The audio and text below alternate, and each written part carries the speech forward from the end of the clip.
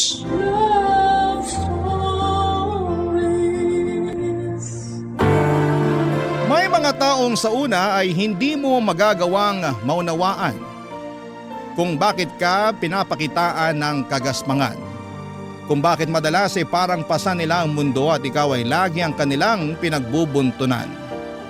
Ikaw kabarangay, may kilala ka bang tao na ang hirap unawain ng pag-uugali?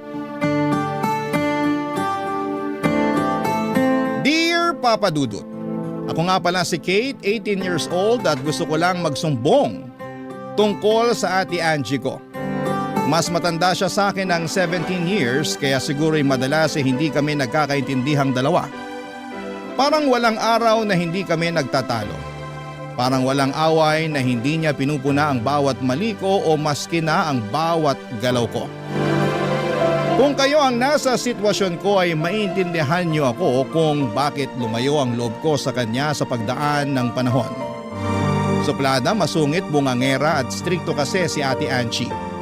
Tinalo niya pa ang nanay namin pagdating sa pagbubunganga. Ni minsan ay hindi ko narinig na nagbunganga ang nanay ko. Pero si ate Angie, nako, madalas yan papadudot. Naririndi na nga ang tenga ko sa kanya pero tuloy pa rin siya. Wala naman akong magawa kasi nga siya ang bumubuhay sa amin ng nanay ko. Laging sinasabi ni nanay sa akin na hayaan ko lang daw ang ate Angie ko dahil bago lang sa trabaho. O di naman kaya ay dadatnan na. Lahat naman ng dahilan ay iniintindi ko, Papa Dudut, pero madalas kasi ay hindi ko na matansya ang ugali niya. Mahal ko po si ate pero madalas ay parang pinag-iisipan ko na kung babawiin ko na lang yung pagmamahal kong yon para sa kanya. Kahit kasi talaga maliit na bagay, nagagawa niyang palakihin. Parang feeling ko madalas ay wala na akong nagawang tama sa paningin niya. Parang lahat na lang ay may mali. Nakakasama ng loob pero hindi ko naman magawang sabihin sa kanya ng diretsyo na hindi na ako komportable sa mga sinasabi at pinupunan niya sa akin, Papa Dudut. Apektado na kasi ako madalas at hindi na nakakatulong sa aking mental health, Papa Dudut.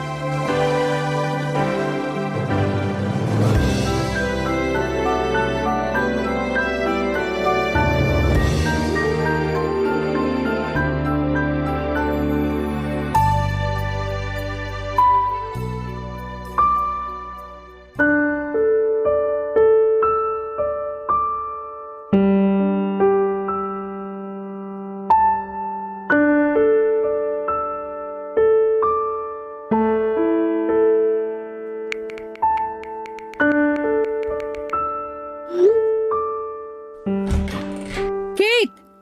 Tanghali na, bakit nakahilata ka pa rin dyan sa kama mo? Ate, linggo naman eh. Kahit linggo o huling araw mo na sa mundo, ayoko pa rin nakikita ka nakahilata lang dyan. Lumabas ka at maghanap ka ng pwedeng ayusin dito sa bahay. Ang init kasi ate. Pag medyo lumamig-lamig na lang tsaka na ako lalabas. Kakaubos pa naman ng sunscreen ko ngayon. Gamitan mo yung sunscreen ko sa kwarto. Dali na! Ay, ayoko nung sunscreen mo ate. Ang lagkit tsaka ang baba ng SPF. Eh sa'yo lang ang mura sa pharmacy eh. Huwag mo na akong artihan ha. Kung sunscreen lang ang problema mo, gamitin mo na yung sakin. Pagtsagaan mo na lang kaysa wala ka magamit. Mamaya na ate, may kausap lang ako ng mga kaklase ko sa GC namin. Baka may assignment kami na hindi ko pa nagagawa. Hindi ka talaga nauubusan ng rason, no? Kanina sunscreen tapos ngayon yung GC na. Anong next? Totoo nga ate. Kung gusto mo basahin mo pa tong GC namin para makita mo eh. Akin na. Joke! Si ate naman oh. Para kang hindi naturuan tungkol sa privacy. Hahamunin mo ko na basahin yung laman ng GC nyo tapos aatras ka. Duda kung assignment nga ang pinag-uusapan nyo dyan. Akin na nga yung cellphone mo. Syempre meron din naman kaming ibang pinag-uusapan. Halo-halo naman ang topic namin sa GC eh. Imposible namang hindi ganun ang mga GC mo sa Facebook. Wala akong GC sa Facebook. Patingin nga. Sige, tingnan mo pa. Oh, Lo, wala kang GC? Wala ka rin ka-chat? Tao ka ba talaga ate? kaya wag mo akong nirarason na napaka-importante ng pagsa-cellphone mo kasi kaya ko namang mabuhay kahit wala yan. Syempre, ibahin mo kaming mga Gen Z. Dito na kami namulat eh. Nakaasa na rito lahat ng kailangan namin ngayon. Lalo na sa pag-aaral tsaka sa mental health namin. Dinamay mo na naman yung mental health mo. Nakailang gamit ka na niyan, ha? Last na yan. Ate, i-validate mo naman ang mental health ko. Please lang. At yung mental health ko, kailan mo iisipin? Lusaw na ang utak ko sa kakaunawa sa mga kaartihan mo, Kate. Ikaw lang naman kasi itong nagpapaka-stress sa akin eh. Kung hayaan mo na lang sana ako, di maayos ang mental health natin pareho, di ba? Hindi ko na talaga alam kung paano ka kakausapin. Huwag mo lang naman kasi akong bungangaan palagi. Paano hindi ka bubungangaan puro katamaran at kaartihan ang alam mo? Yan! Nasasaktan kaya ako sa mga salita mong ganyan. Ay nako ate, hinay-hinay lang naman sana, no? Bakit? Hindi ka ba maarte? Inaayon ko naman ang kaartihan ko sa sitwasyon. Kahit anong sitwasyon, maarte ka. Hindi ka talaga nagmana kay nanay, no? Wala ka kasing filter pag nagsasalita eh.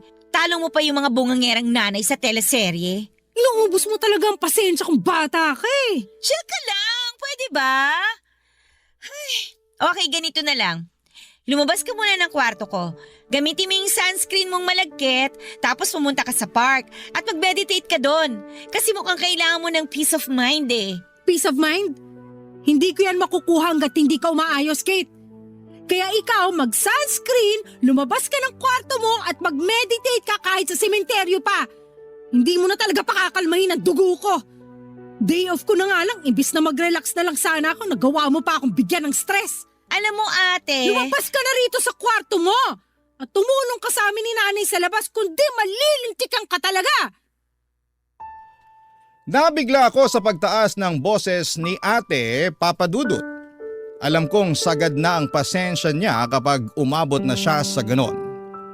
Binalibag pa niya ang pinto ko nang lumabas siya. Kaya naman nagmadali na rin akong lumabas ng kwarto ko at doon ako sinalubong ni Nanay Papa Dudut. Kabado rin si Nanay noon dahil nakita nitong galit na si Ate. Binulungan ako ni Nanay na sumunod na lamang sa sinasabi ni Ate para hindi na kami magtalo pa at para hindi na lalong uminit ang ulo ni Ate.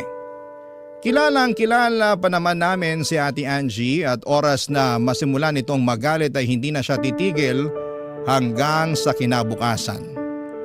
Akala mo'y palaging dinadatnan o hindi naman kaya ay nagme-menopause na.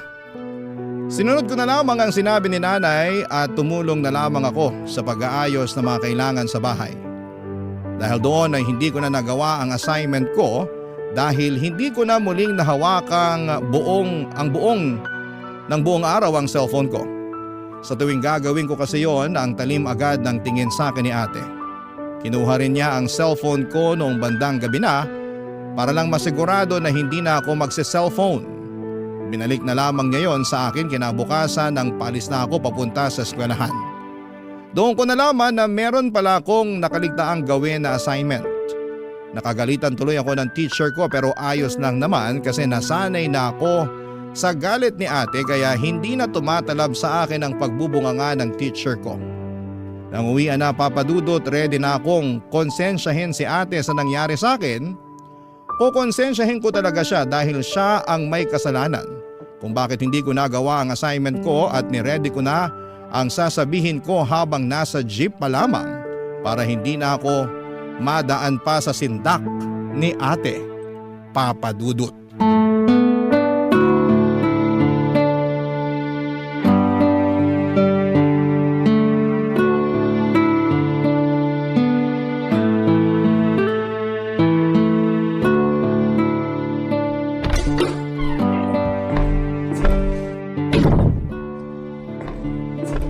Nay? Ate? Wala pa ang ate mo pero mukhang pauwi na rin yon. Bakit? Gusto ko lang naman sanang magreklamo kay ate. Naku, ikaw talagang bata ka. Wala ka ba talagang kadala-dala? I-stressin mo na naman ang ate mo. Alam mong pag Lunes, ang dami niyang hinahabol sa trabaho. Kung ano man yan, wag mo na lang sabihin. Tiisin mo na lang, kung hindi pare-parehas tayong malilinti ka na naman. Masyado ka kasing takot sa kanya na eh. Ikaw ang reyna dito, ikaw ang nanay. Dapat sa'yo siya matakot. Ayoko lang ng gulo. Ayoko lang din madagdagan pa ang stress ng ate mo. Pagod na nga sa trabaho tapos may sasabihin ka pang hindi maganda. Ano na lang ang reaksyon niya nun? Kung maliit na bagay lang naman niyang irereklamo mo, wag mo na lang sabihin para wala ng gulo. Hindi malit na bagay to, Nay. Kasi dun sa pagkuha niya ng cellphone ko kagabi, hindi ko tuloy nalaman na meron pala kaming assignment. Napagalitan tuloy ako ng teacher ko.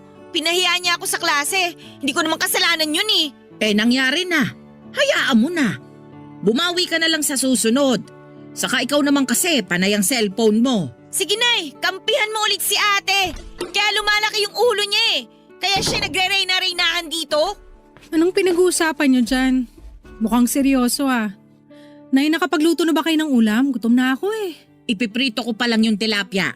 Teka, Bago magluto si nanay ng ulam, ate, may gusto lang sana akong sabihin sa'yo. Kate! Ano nangyayari rito? Ano na naman bang ginawa mo, Kate? Ako kaagad? Pag may problema dito, ako palagi.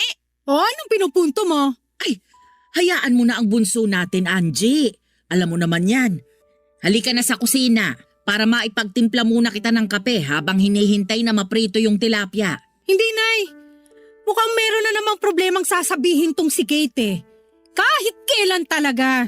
Para sabihin ko sa'yo, ate, ikaw ang problema ngayon. Kate!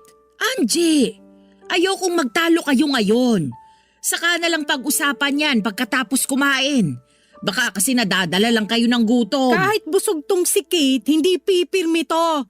Sige nga, Kate, anong problema ang sinasabi mo? Alam mo bang hindi ako nakagawa ng assignment ko dahil kinuha mo yung cellphone ko kagabi? Hindi ko tuloy nabasa sa GC namin yung reminder tungkol doon. Pinahiya tuloy ako ng teacher ko kanina. Obligasyon mong maalala ang assignments mo. Sinabi na yan sa iyo sa klase at hindi na dapat ipapaalala sa iyo yan kung totoong seryoso ka sa pag-aaral mo. Talagang nagawa mo pa rin ipamukha sa akin na ako yung mali, no? Hindi naman ako perfect na estudyante. Alam kong madalas ako makalimot. Kaya nga malaking tulong yung GC namin sa klase para may reminder ako sa mga dapat kong gawin. Hindi naman kasi lahat kasing talas ng memorya mo, ate. At nagawa mo ba akong sisihin sa kapabayaan mo? Nay, narinig niyo ba tong sinasabi ng anak niyo? Magpaawat na kayo, parang awa nyo na. Tayo-tayo na nga lang ang magkakasama, bangayan pa kayo ng bangayan. Ito kasing si Kate eh. Masyado nakadepende sa cellphone niya. Akala mo kakapusin ang hininga kapag hindi nabubuksan ang cellphone niya. Hindi mo kasi maintindihan eh. Ate, digital na lahat ngayon. Kung hindi nyo kinailangan ng cellphone noon, iba na ngayon.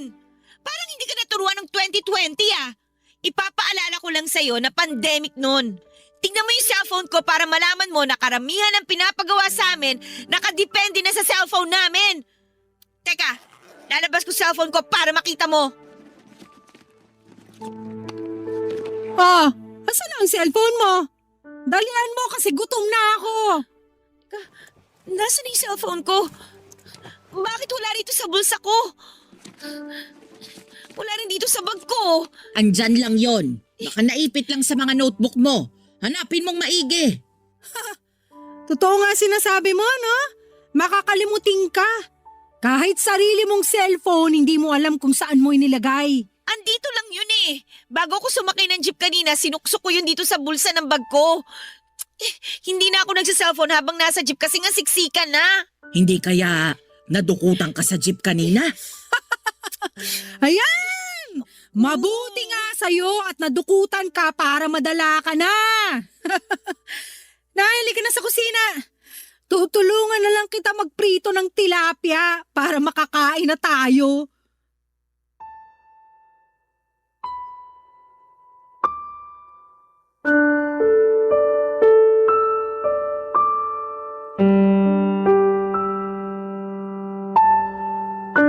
Nilabas ko na ang lahat ng gamit ko sa bag, Papa Dudut, pero wala pa rin doon ang cellphone ko. Naghubad na rin ako ng uniform sa pag-asang nasabit lang ang cellphone ko sa damit ko pero wala. Ang saklap. Ang masakit pa ay parang walang pakialam si ate na nawala ang cellphone ko. Para bang natuwa pa nga siya. Anong klaseng tao ang matutuwa kapag may nawala ng importanteng gamit? Naiiyak na ako noon dahil kahit si nanay ay hindi ako magawang lapitan para i-comfort dahil pinipigilan siya ni ate. Hindi nila alam kung gaano kaimportante ang cellphone ko sa akin dahil andun lahat ng kailangan ko para sa klase, Papa Dudut. Hindi na ako nakisabay kumain sa kanila at lumabas ako ng bahay para umasa na nahulog ko lamang sa kalsada ang cellphone ko at wala pa sanang nakakadampot. Alam kong niloloko ko na ang sarili ko pero wala namang masamang gawin yon. Sinubukan ko ring abangan ang jeep na nasakyan ko, baka sakaling umikot pa sa amin at baka nahulog lang sa sulok ang cellphone ko. Kahit alam kong imposible na ang lahat, ay mataas pa rin ang faith ko na mahahanap ko ang cellphone ko, pero bigo ako. Doon ko na lamang natanggap na dahil sa pag-focus ko na mapamukha kay Ate Angie na may mali siya, hindi ko na napansin na dinukutan na pala ako habang nasa loob ng jeep. Umuwi na lamang ako ng bahay at dumiretso sa kwarto para umiyak dahil sa mga nangyari. Feeling ko ay biktima ako. Biktima talaga ako ng lahat, Papa Dudut. Barangay Love Stories. Barangay Love Stories. Hindi na ako muling kinausap ni Ate Angie mula nang nawala ang cellphone ko. Pinharam na lamang po ako ni nanay ng luma niyang cellphone na di-keypad para lamang may maggamit ako. Gustuhin man ni nanay na bigyan ako ng pambili ng bagong cellphone ay nalaman kong pinigilan siya ni ate na abutan ako. Mas lalong sumama ang loob ko kay Ate Angie dahil doon, Papa Dudut. Gusto ko siyang intindihin kung bakit ganon kagaspang ang ugali niya. Parang wala siyang compassion sa katawan. Hindi ko alam kung dahil ba yon sa maaga niyang pagtatrabaho para sa aming pamilya. More than 10 years ago kasi nang mamatay ang tatay namin. Siya na ang umako ng responsibilidad na yon dahil ayaw na rin naman niyang magtrabaho si nanay dahil sakitin nga ito. Dala na rin siguro ng edad. Sa ngayon ay lagpas 60 years old na rin kasi si nanay at dapat lang na mag-retire na. Imbes na ma-enjoy ni ate ang mga unang sahod sa unang trabaho niya, ay hindi po yun nangyari. Marami siyang naging pangarap na makapasyal sa iba't ibang lugar sa Pilipinas at makapunta na rin sa ibang bansa kapag pinalad siyang malibot ang buong Pilipinas. Kaya lang dahil nga sa biglaang pagkamatay ni tatay ay hindi niya yon nagawa. Lumipat din siya ng trabaho dahil mas malaki ang pasahod kesa sa naunang trabaho niya. Kahit nahirap siyang mahalin ang pangalawang trabaho na pinasukan niya ay nagawa niyang tiisin dahil kailangan niyang maging praktikal para mahulugan din noon ang educational plan ko at health insurance naman ni nanay. Dahil siguro dito, kaya ang hirap intindihin ang ugali niya. Gumaspang na dahil nga sa dami ng responsibilidad sa buhay, Papa Dudut.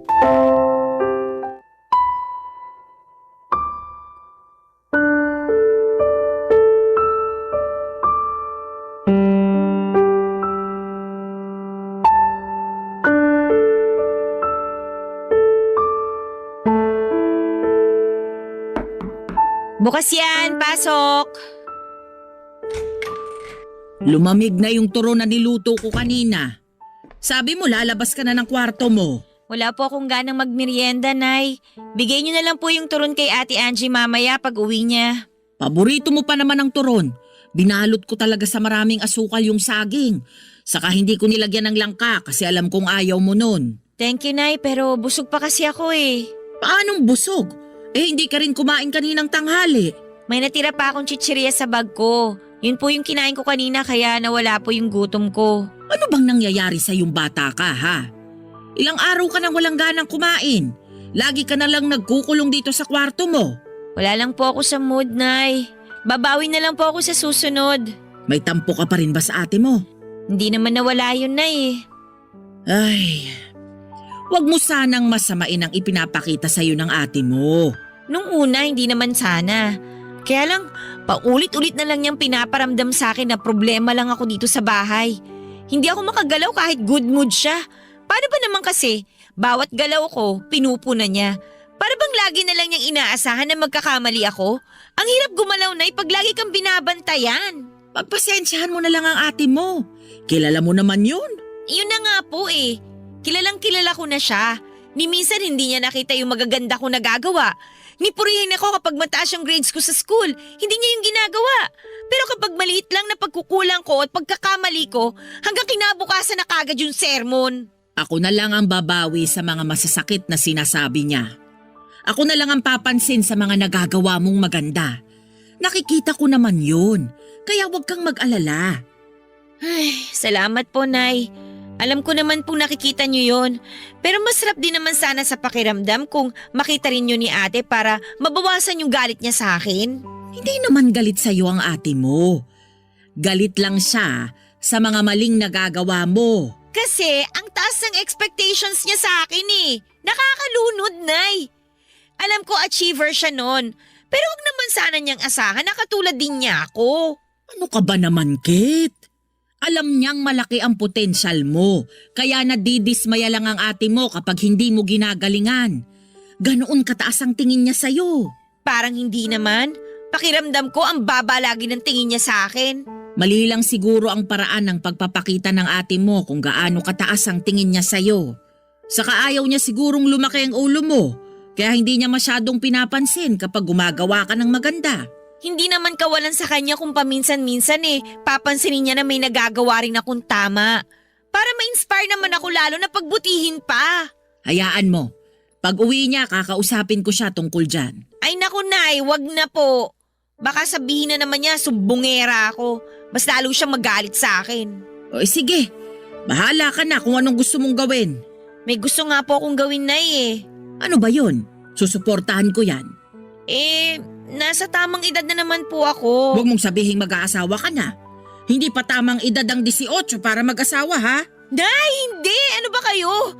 Gusto ko lang pong magsarili na. Pwede naman ako magtrabaho. Mapagsasabay ko na ang pag-aaral at pagtatrabaho kasi marami naman po nag-o-offer ng mga part-time job ngayon. Bakit kailangan mo pang umalis dito? Kung gusto mo nang magtrabaho, hindi naman kita pipigilan. Pero sayang lang kung ang sahod mo ay mapupunta lang sa upa. Pagsisikapan ko na lang po yun, Nay. Mas mabuti na yun kesa may sumbat pa sa akin ni ate yung pagtira ko dito sa bahay kapag wala siya sa mood. Hindi niya pwedeng isumbat ang pagtira mo rito sa bahay. Dahil kami ng tatay mo ang bumili ng bahay na ito. Bahay mo na rin ito. Pero Nay… Huli na to na pag-uusapan natin ang tungkol sa paglipat mo. Magsuklay ka na riyan at lumabas ka ng kwarto mo. Sabayan mo na akong kumain ng turon sa kusina.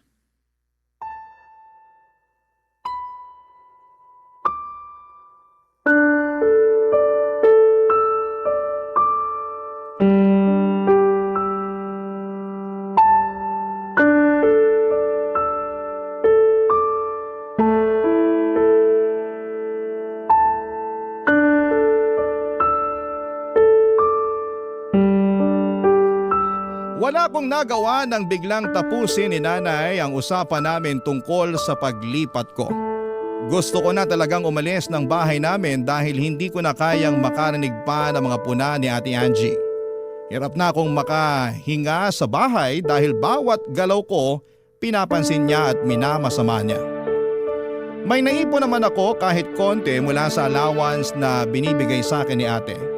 Napaghandaan ko at napagplanuhan ko naman ang lahat bago ako mag-decide na umalis.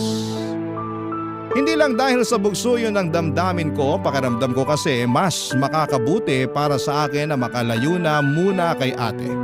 Sa totoo lang ay hindi naman sa pagiging maarte, pero palagi na lamang akong natatakot at nanginginig sa tuwing naririnig kong dumarating na si ate mula sa trabaho niya. Ewan ko kung trauma ba itong nararamdaman ko pero parang ganon kasi yon. Sinubukan kong kausapin muli si nanay tungkol doon at pinakita ko pa nga sa kanya ang ipon ko. Pero nagalit si nanay at sinabi niyang hindi siya papayag na aalis ako dahil ayaw niyang mag-alala sa akin. Inintindi ko na lamang si nanay pero buo na ang pasya kong umalis. Palihim na rin po akong nag-impake ng mga damit ko para mabilis na lamang akong makaalis.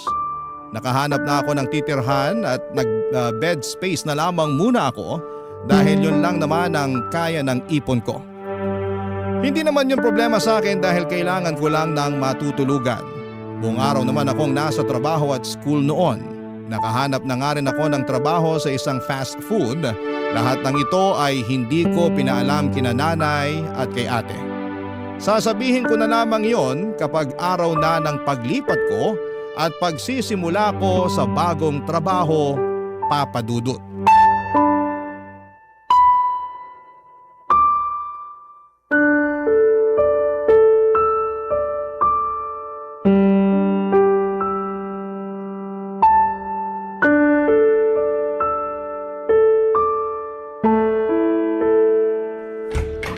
Hoy Kate, Ate naman, sana kumatok ka muna bago ka nagbukas ng pinto. Nagulat tuloy ako sa'yo. kanina ka pa kasi pinapalabas ni nanay para makisabay ka ng kumain sa amin. Busog pa ako. Kumain kami kanina ng mga kaklase ko sa kantin bago umuwi. Hindi ka na nakikisabay sa amin ah. Lagi ka na lang sa school kumakain tuwing uwian. Saka kumukuha ng pera. May ipon naman ako, ate. Yun ang pinangkakain ko nitong mga nakaraang araw.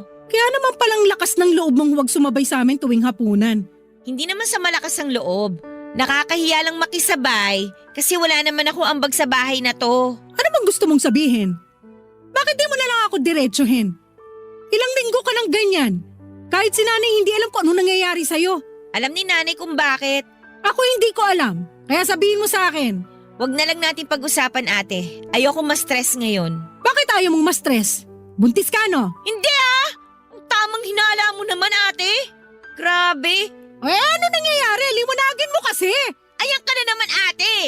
Paano ako magiging komportable na magsabi sa'yo kung lagi mo akong inuunahan ng galit at pagtataas ng boses? Eh kasi ang dami mong satsat. Alam mong stress na ako sa trabaho tapos ganyan ka pa sumagot. Alam kong stressed ka na sa trabaho kaya hanggat maaari ayoko nang dumagdag pa. Pero sa ginagawa mo, mas lalo mo lang dinadagdagan ang problema ko. Eh di wag mo na akong problemahin. Pwede naman yun eh. Hayaan mo na lang ako. Hanggat nandito ka sa poder namin ni nanay, poproblemahin ka namin palagi. Kaya nga sa katapusan, aalis na ako dito. Magsosolo na ako para matapos na ang problema niyo sa akin. Lilipat ka ng bahay? Alam mo ba kung gaano kahirap magsarili ngayon, lalo na sa edad mong yan? Ni maglaba nga, hindi mo alam paano ka makakasurvive mag-isa pag umalis ka rito, ha?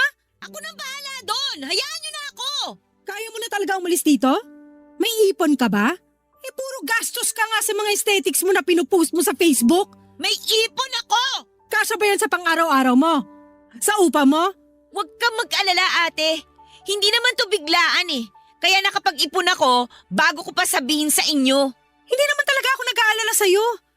Ang inaalala ko rito si nanay. Kapag umalis ka, sa tingin mo anong mararamdaman niya? Peperwisyuhin mo pa siya sa pag-aalala?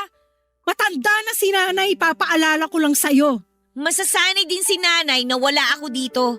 Mas maganda nga na umalis na ako dito eh. Para hindi na siya nai-stress kapag nagbabangayan tayo. Nagbabangayan tayo kasi ang tigas ng ulo mo. Hindi ka nakikinig sa akin. Hindi mo rin naman ako pinapakinggan, ate. Kung yan ang desisyon mo, wala na akong pakialam. Bahala ka na sa buhay mo. Basta huwag kang lalapit ulit sa amin para bumalik dito, ha? Panindigan mo yung desisyon mong yan. Huwag kang mag-alala. Hinding-hindi na ako lalapit sa inyo ni nanay kung yan ang pinoproblema mo. Bahala ka na. Lumabas ka na lang ng kwarto mo para makisabay sa amin. Hindi nga ako gutom. Kahit huwag kang kumain. Sabihin mo lang kay nanay ang tungkol sa plano mong umalis dito. Alam na niya. Hindi mo kailangan sumigaw. Eh di wag ka rin pasigaw kung magsalita. Ang tigas talaga ng ulo mo. Lumabas ka na lang ng kwarto para kahit sa huling pagkakataon ay makasabay ka namin ni nanay sa pagkain. Hindi nga ako gutom. Wala akong pakialam. Lumabas ka ng kwarto mo kung ayaw mong palad ka rin kita palabas dito. Sige, subukan mo. O ito, salihin mo. Uy. Cellphone ba to, ate? Malamang. Eh, para saan to? Malamang para sa'yo. Sahod ko kanina kaya bumili na ako agad ng bagong cellphone mo. Kapalit nung nawala mo. Ingatan mo na yan ha. Huwag ka na namang tatanga-tanga para hindi ka ulit madukutan. Salamat, ate, ha. Lumabas ka na. Pagbigyan mo na si nanay na sumabay ka sa amin. Huwag ka na mag-inarte dyan kung ayaw mong tamaan ka sa akin. Dali!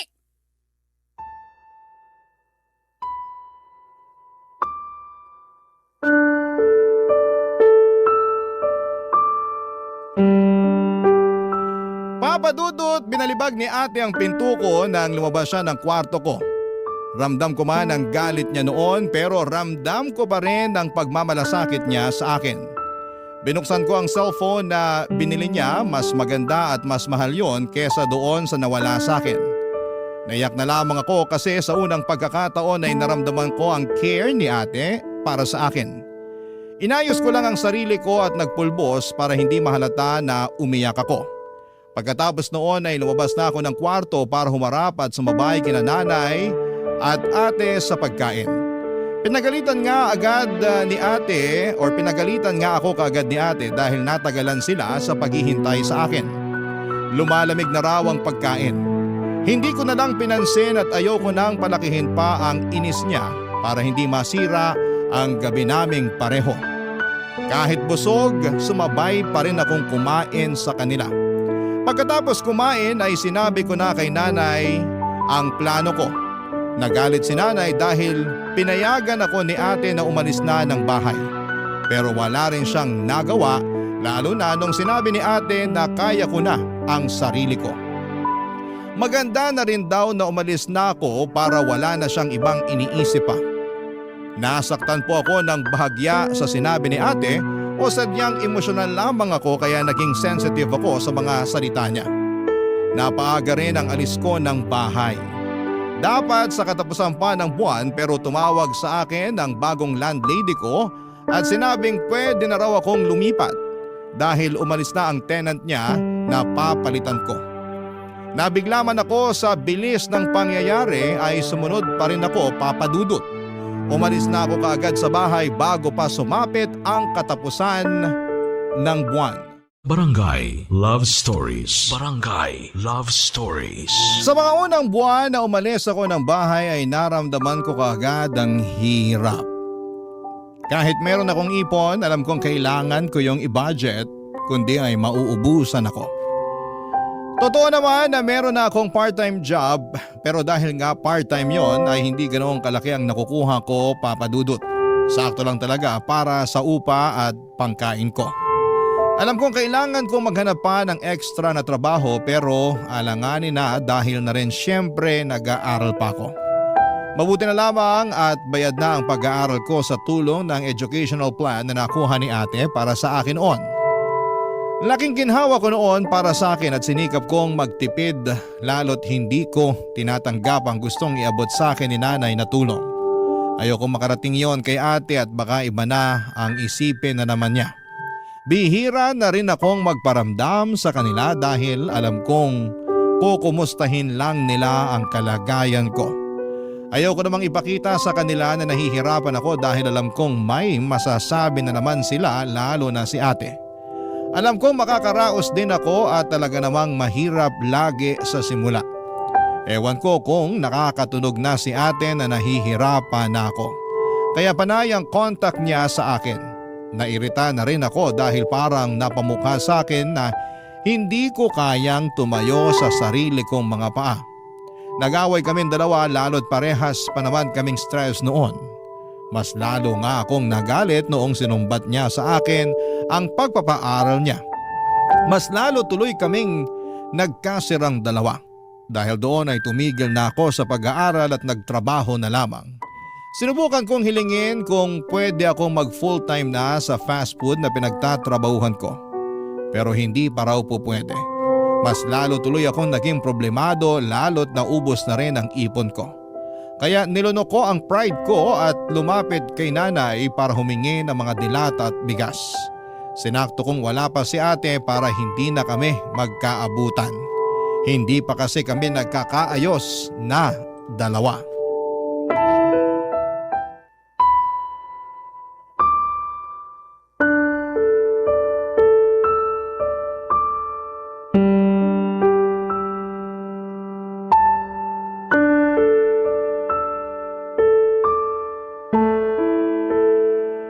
Kunin mo na lahat ng sardinas dyan. Lalo na yung mga maaanghang.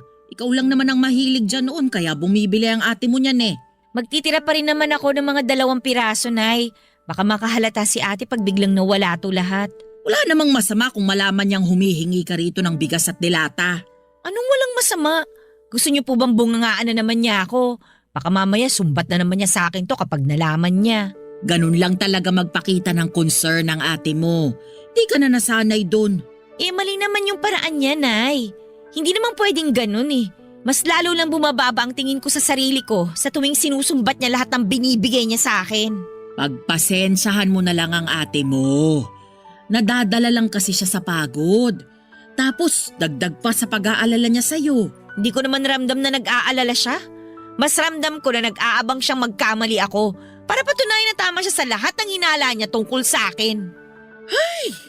Hindi ko na talaga alam ang gagawin ko sa inyong magkapatid. Dati naman lagi kayong magkasama at magkasundo. Ano bang nangyari sa inyo? Eh si ate kasi, walang bilib sa akin. Lagi na lang akong minamaliit. Baka mali lang ang interpretasyon mo sa mga sinabi niya. Mali ba, Nay? Kasi harap-harapan niyang sinasabi sa akin na mali lahat ng desisyon ko. Concern lang kasi ang ate mo. Wala naman siyang masamang ibig sabihin doon. Sa ganung paraan lang siya nasanay kahit noon pa man.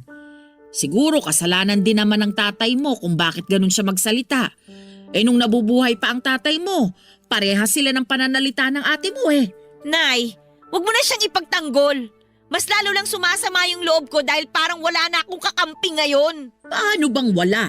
Eh anong tawag mo sa akin? Eh kay Ate Angie naman kayo kampi eh. Lagi na lang yung side niya yung iniintindi nyo. Lagi kayo may magandang rason kung bakit siya ganun sa akin. Samantalang ako, nilaban niyo ba ako sa kanya ni minsan? Malamang oo.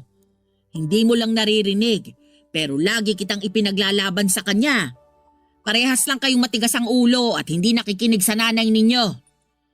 Ay! Mabuti pa, hintayin mo na lang siyang makauwi para makapag-usap-usap na tayong tatlo. Hindi pwedeng nag-iiwasan na lang kayo palagi. Pamilya tayo. Huwag mo na ngayon, Nay. Tsaka na, kapag nakabangon na ako, hindi makakatulong na maabutan niya ako kumukuha ng bigas at dilata dito. Mas lalo lang kami mag-aaway. Kasi panigurado, ipapamukha na naman yan sa akin ng mga mali ko. Ay. O sige. Pero sana naman sa susunod, pwede mo na siyang harapin. Nasasaktan ako na hindi kayo magkasundo ng mga anak Nay, ko. may dala akong... Kate, anong ginagawa mo rito? Dumalaw lang kay nanay. Nangungumusta? Nangungumusta? O nangunguha ng pangkain mo rito? Angie! Kung kumustahan lang, bakit may bitbit kang bigas at delata? Anong akala mo rito sa bahay barangay hall? Tagabigay ng ayuda mo? Hindi ko na lang kukunin. Wala nang katapusang panunumbat na naman ang aabutin ko sa'yo. Hindi ko sinusumbat. Ginigising lang kita para makita mong mali ang mga desisyon mo.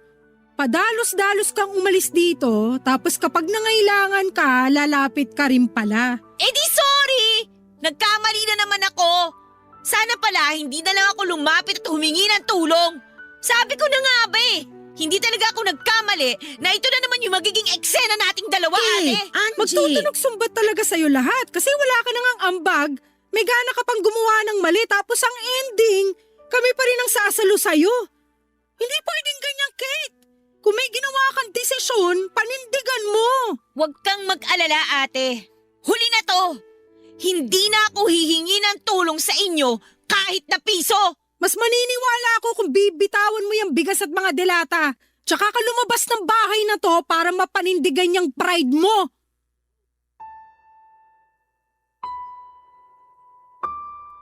Sinubukan pang umawat ni nanay sa amin ni ate pero wala siyang nagawa. Naiyak na lamang akong binitawan ng bigas at dilata at saka ako lumabas ng bahay. Binalibag ko ang pinto sa sobrang galit. Sinubukan akong habulin ni nanay pero nakasakay ako kaagad ng jeep paalis doon. Hindi ko na nilingon pa si nanay dahil panay na ang iyak ko noon sa sobrang sama ng loob. Tinawagan ako ni nanay pero hindi ko rin sinasagot. Agad akong dumiretso sa inuupahan ko at mabuti na lamang at wala ang mga kasamahan ko sa kwarto kaya nagawa kong umiyak. Sobrang sama ng loob ko noon kay ate kahit lugmok na ako sa lupa ay nagawa pa rin niya akong sipain. Anong klaseng kadugo siya? Hindi rin siya nag-text man lang sa akin para mag-sorry o ipaliwanag ang mga masasakit niyang sinabi. Bakit pa ba ako umasa? Ni minsan ay hindi ko natigman ng sorry niya. Dahil doon ay mas lalo ko silang iniwasan at hirap na ako noon, lalo na't nabawasan pa ang oras ng trabaho ko. Sinikap ko maghanap ng ibang trabaho pero walang tumatanggap sa akin dahil bukod sa masyado raw akong bata ay wala pa akong tinapos na pag-aaral. Nagtuloy-tuloy ang problema ko, Papa Dudut, ilang beses na lang ako sa isang araw kong kumain. Madalas pa ay puro biskwit, fishball at 3-in-1 na kape. Bubusugin ko na lamang ang sarili ko sa libreng tubig sa inuupahan ko. Napansin rin yon ng landlady ko kaya nilimitahan na niya sa 2 liters ang libreng tubig sa akin kada araw. Nakaramdam ako ng panliliit dahil doon. Isang araw ay hindi na rin ako nakabayad pa ng upa at dahil doon ay wala akong ibang nagawa kundi ang mag-impake na dahil pinapaalis na ako ng landlady ko. Sinubukan ko pang makiusap pero ang sabi niya may nakaabang na bagong tenant kaya kailangan ko nang umalis. Binigyan niya ako ng 5 araw para makahanap ng bagong lilipatan. Yon ang naging problema ko dahil wala akong nahanap sa huling araw ng pangungupahan ko. Kaya mabigat man sa loob ko ay nagsimula na ako mag-impake at inisip ko na lamang na matulog muna sa mga bus terminal kung saan ay maraming tao at hindi makakahalata ang mga empleyado roon. Panay ang iyak ko habang inaayos sa mga damit ko para makaalis na roon, Papa Dudut.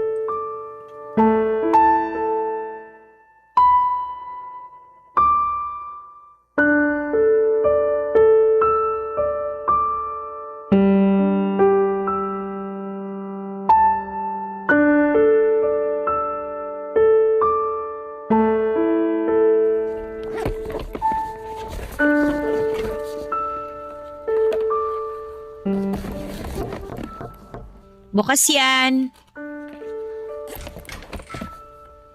Kate, Oh, paano mo nalaman tong boarding house ko?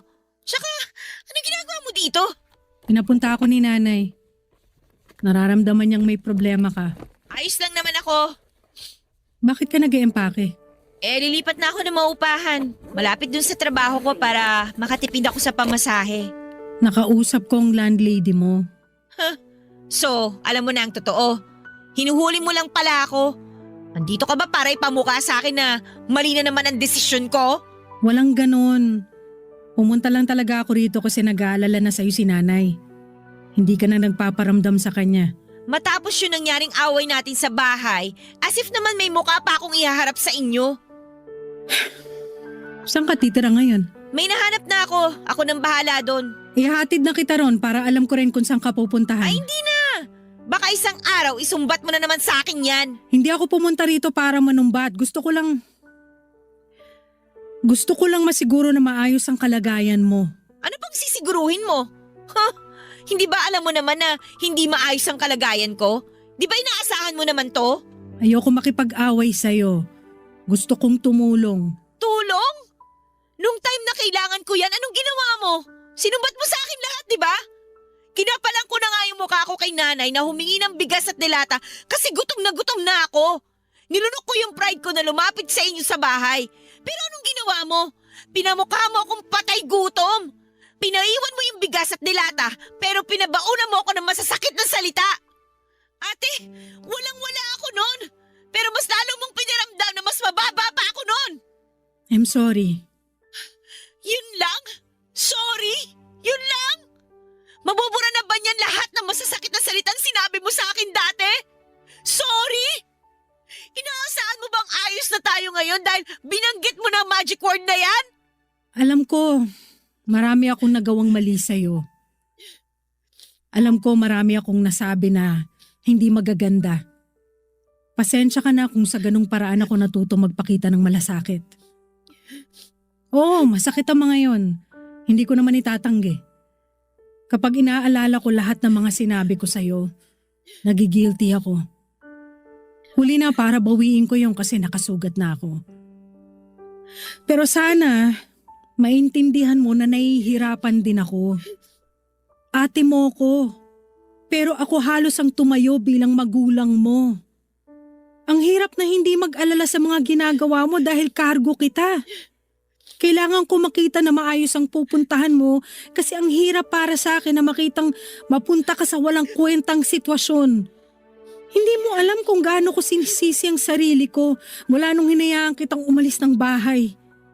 Hindi mo alam kung ilang beses akong gumigising sa gabi sa bawat kalus ko sa pinto dahil umaasa ako na ikaw yun. Nababalik ka na at mababantayan na ulit kita. Hindi mo alam na para akong sinisit-sit sa balat. Sa tuwing nakikita kong hindi mapakali si nanay dahil sa pag-aalala sa'yo. Kung kumain ka na ba o kung makakabayad ka pa ba ng upa. Hindi mo alam, Kate, ang hirap. Hindi mo alam. Yan lang naman ang kailangan ko eh. Ang paliwanag mo. Hindi ko na kailangan ng sorry sa mga masasakit na sinabi mo noon. Gusto ko lang maintindihan kung bakit gano'n ang mga sinabi mo sa akin. Ate, kasi sakit talaga ng mga sinasabi mo sa akin eh. Lagi na lang ako natatakot gumalaw kasi baka mamaya hindi mo na naman magustuhan yung magawa ko. Kaya umalis na lang ako ng bahay para hindi ka na laging galit. Para makagalaw na rin ako. Para makahinga. Ate, alam kong bigat na bigat ka na sa amin ni nanay. At sorry talaga kung hindi pa ako makatulong sa'yo. Pero promise, babawi rin naman ako. Hayaan mo lang ako na magkamali kasi natututo rin naman ako eh. Hindi ko naman sinasadyang gumawa ng mali. Hindi lang talaga ako kasi galing mo. Kaya lagi ako natitison. Sorry ate ha. Balang araw, babawi naman ako eh. Hindi ka na mabibigatan sa akin. Makakatulog ka na ulit ng maayos kasi hindi ka na ulit mag-aalala. Promise. Basta, hayaan mo lang ako magkamali. Gusto ko rin namang matuto eh.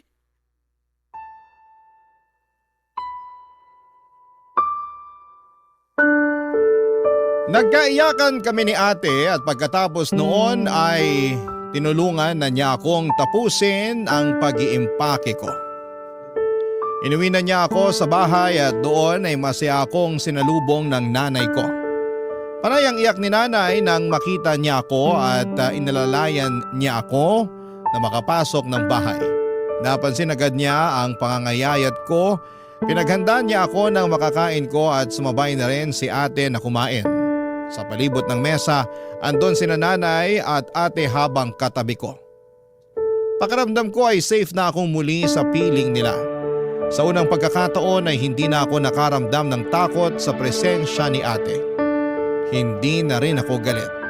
Naintindihan ko na siya at napatawad na namin ang isa't isa sa mga hindi namin pagkakaunawaan. Sa ngayon, Papa Dudut, ay nagbalik akong muli sa pag-aaral at hindi rin ako umalis sa fast food at pinagpatuloy ko ang pagtatrabaho doon para may ambag naman ako kahit kaunti kay ate. Alam kong hirap na rin siya na buhatin kami ni nanay. At dahil doon ay unti-unti ay nakakapasyal na si ate sa mga lugar na pangarap niyang puntahan. Nakita ko na muli ang ngiti ni ate at nakakahinga na siya ng maayos at hindi na puro kami ang iniisip niya.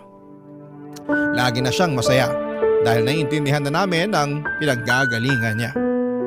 Marami talagang nagagawa ang maayos na komunikasyon para maplansya ang anumang gusot. Malaking tulong ang komunikasyon para maintindihan namin ang punto ng bawat isa. At hindi na kami muling papayag na itikom ang mga bibig namin sa tuwing may kailangang magsalita sa mga nararamdaman namin at napapansin. Kasabay noon siyempre ang pag-unawa sa taong nagsasalita. Kapag pinagsabayon, paniguradong magiging maayos din ang lahat. Maraming salamat po sa pagbasa ng aking liham. Ako ang inyong kabarangay forever, Kate. Barangay Love Stories. Barangay Love Stories. Anong say mo sa Barangay Love Stories na ito? Pagkwentuhan natin sa comment section yan. Nagustuhan ng iyong napakinggan? Ituloy yan via live stream sa www.gmanetwork.com/radio. Barangay LS 97.1